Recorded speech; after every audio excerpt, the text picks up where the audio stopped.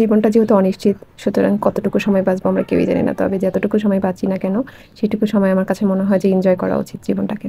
So আমরা সেদিন sudden একটা প্ল্যান করে রওনা দিয়ে দিই সকাল সকাল। সো প্রথমে আমরা একটা গ্রামে যাব, দেন আমরা মাওয়ায় গিয়ে হচ্ছে ইলিশ খেয়ে তারপর ব্যাক করব। সো ফার্স্টের দিকে আমরা শ্রীনগর ভাগ্যকুল গ্রামের উদ্দেশ্যে রওনা দিই। এখানকার বাড়িগুলো দেখেন, সব টিনের 2 তলা বাড়ি। আর এই গ্রামটা যে এত সুন্দর, দেখতেই পাচ্ছেন কত সুন্দর একটা মনোরম পরিবেশ। আমরা ফার্স্টের দিকে গ্রামে চলে যাই, গিয়ে তো নেমে এখানে হচ্ছে হাট, মানে ভাগ্যকুল যেটা, ওটাকে হচ্ছে একটা বাজার। সো আমরা যেহেতু সকাল সকাল গেছি, দেখতে পাচ্ছেন এখানে বাজার বসেছে, এখানে দেশি মুরগি সেল করছে। সো আমরা কেউ আসলে সকালের ব্রেকফাস্ট করে যাইনি। সো আমরা ফার্স্টের দিকে গিয়ে একটা হোটেলে বসি সকালের ব্রেকফাস্টটা করার জন্য। আমরা যেই হোটেলে খেতে বসেছিলাম সেই হোটেলেই হচ্ছে গরম গরম মিষ্টি বানানোর প্রিপারেশন চলছিল। আমরা মেনলি এই জায়গাটায় গেছিলাম সকালে নাস্তা করার পরে মাঠা খাওয়ার জন্য। মাঠাটা ছিল আমার ফার্স্ট টাইম এক্সপিরিয়েন্স করা, বাট এত মজা ছিল।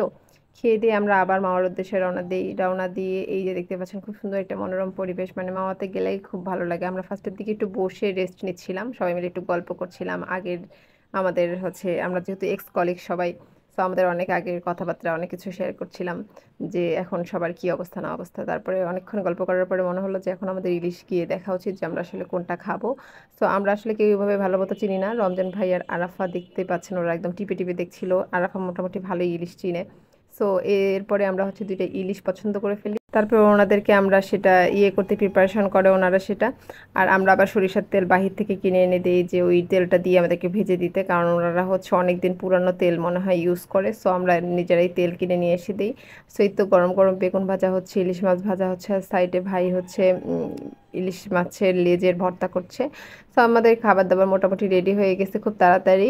সো আমরা প্রথমে খেতে বসছি, মানে আমরা ক্ষুধাও আসলে ওভাবে লাগেনি, কারণ আমরা সকালে নাস্তায় প্রায় করতে করতে 12টা বেজে গেছিলো। তারপরে হচ্ছে খাচ্ছিলাম, খাবার ছিল মোটামুটি, বাট আমার কাছে খুব একটা ভালো লাগে না, ইলিশ মাছের টেস্টটা খুব একটা ভালো ছিল না। খাওয়া দাওয়া করে আমি এক কাপ চা খেলাম এত সুন্দর পরিবেশে। এখানে আবার সুন্দর ওরা মেলা টাইপেরও বসে, মানে অনেক দোকানপাট বসে। সো এগুলো একটু দেখছিলাম আমরা।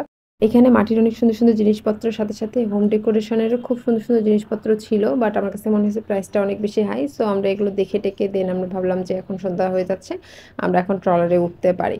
সো ট্রলারে উঠলাম। ট্রলারে উঠার পরে তো মানে মাথা ধরে যায়, কারণ এটা সাউন্ডটা আসলে খুব একটা ভালো লাগে না, কিন্তু কিছু করার নেই। তারপরেও আমরা ভালোই এনজয় টেনজয় করলাম সবাই মিলে। আসলে খুব ভালো একটা দিন আমাদের আজকে কেটেছে। সো এনজয় করার পরে আমরা বাসার উদ্দেশ্যে রওনা হয়ে যাই। সেদিন আবার আমার ছিল বার্থডে। সো আমার এক্স কলিগরা আমার জন্য খুব সুন্দর একটা কিউট সারপ্রাইজ অ্যারেঞ্জ করে। গাড়িতে বসেই হচ্ছে আমার জন্য একটা সুন্দর কেক নিয়ে আসে তারা।